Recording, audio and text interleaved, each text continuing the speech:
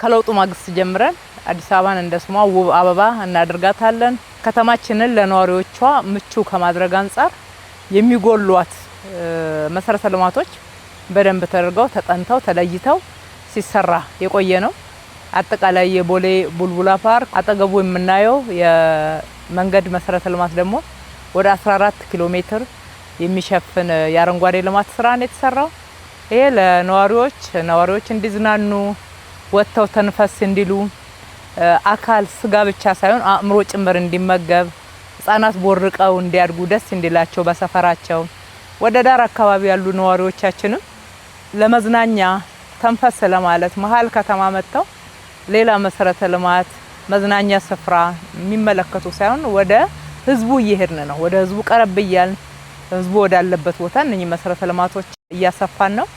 እንደምናየው ስፖርት ሜዳዎች አሉት፣ የቴኒስ ሜዳ አለው፣ የእግር ኳስ አለው፣ የእጅ ኳስ አለው፣ ባስኬትቦል አለው፣ የህፃናት መጫወቻዎች አሉ፣ የሰርግ ቦታ አለው፣ ደስ የሚል ፋውንቴኖች አሉት። ዛፉ ራሱ በራሱ ቤት ሰርቷል ማለት ይቻላል። ጥላው ተገናኝቶ እዚሁ ቆዩ አትውጡ ነው የሚለው። ስለዚህ የከተማችን ነዋሪዎች እንኳን ደስ ያላችሁ ማለት እወዳለሁ። በአካባቢያችሁ ላይ እንደዚህ አይነት መሰረተ ልማት ለማግኘት ብዙ ዘመን ስትጠይቁ ነበረ። እነሆ ዛሬ በበራችሁ በሰፈራችሁ ላይ ተሰርቷል። ተዝናኑበት፣ ጠብቁት፣ ተንከባከቡት። ወጣቶች መተው አልባሌ ቦታ ከመዋል እዚህ ቦታ ላይ መተው አካላቸውን አእምሯቸውን ማዳበር ይችላሉ፣ ማንበብ ይችላሉ፣ ስፖርት መጫወት ይችላሉ። በመረጡት የስፖርት ዘርፍ ህፃናት መተው እዚህ ጋር በርካታ የጨዋታ አይነቶች እንደ እድሜያቸው ያገኛሉ። በጥቅሉ ለህዝባችን የገባነውን ቃል በተግባር የመፈጸም አካል ነውና ይሄንን በምንሰራበት ሰዓት ህዝቡ ተሳትፏል። የአካባቢው ማህበረሰብ ትልቅ ምስጋና ማቅረብ እፈልጋለሁ። በገንዘብ እዚህ መሰረተ ልማት ላይ የመንገድ አካፋዩም ላይ የአካባቢው ማህበረሰብ በርካታ ተሳትፎ ነው ያደረገው። ከ380 በላይ የሆኑ ቤቶቻቸውን በአካባቢው ላይ የሚገኙ ህንጻዎቻቸውን አድሰዋል። አብረን ነው የሰራ ነው።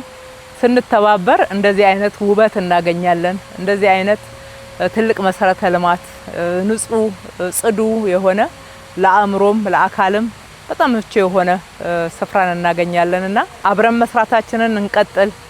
መሰረተ ልማቶቻችን ተገናኝተዋል። ከዚህ በፊት ክቡር ጠቅላይ ሚኒስትራችን ሁሉ ጊዜ ሲነግሩንና ሲያሳስቡን የነበረው መሰረተ ልማቶቻችንን የማገናኘት ዶቶችን ማገናኘት ብለው የሚሰጡንን የስራ አቅጣጫ በደንብ የተገበርንበት አካባቢ ነው። ከአቃቂ ኮየፈጭ አካባቢ ከቱሉ ዲምቱ ከዋናው የቀለበት መንገድ ጋራ እስከ ቦሌ ካርጎ ከዛ ደግሞ ከቦሌ አየር መንገድ እንግዶችን የምንቀበልበት ትልቁ መንገዳችን ጋራ ያገናኘንበት ነው።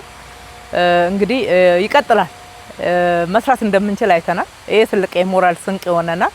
ከዚህ በላይ መስራት ደግሞ ይገባናልም እንችላለንም። ዋናው ተባብረን መስራት ነው። የክፍለ ከተማ አመራሮችም ትልቅ ምስጋና ይገባቸዋል። ይሄንን በማስተባበር ውስጥ ትልቅ ስራ ሰርተዋል። አመራሮች ሁሉ ወርደን ከህዝቡ ጋራ ተቀራርበን ህዝቡን አሳምነን አብረን ስንሰራ እጅግ በጣም ትልቅ ፋይዳ ያለው መሰረተ ልማት እናገኛለን። እንበርታ፣ እንቀጥል። ጅምር ነው፣ አላለቀም። እናስፋውላለሁኝ። እጅግ አድርጌ አመሰግናለሁ።